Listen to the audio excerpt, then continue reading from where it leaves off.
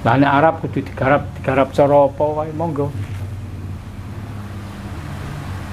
Nah, tadi jawabane Arab digarap Jawa digawa niku sing bener Arab iku lho ditata ben sesuai karo Jawa. Digarap, dikelola.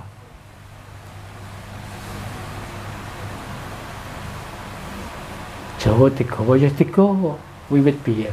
Digawa sampai tok endi? Sampai tok Kasih dan Jati. Bali mula nira. Nggih, ngoten.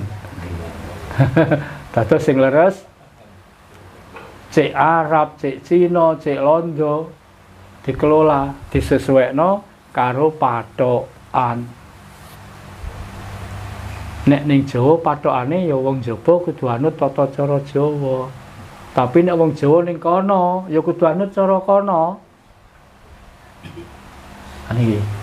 Dadine awak dhewe gregere manungsa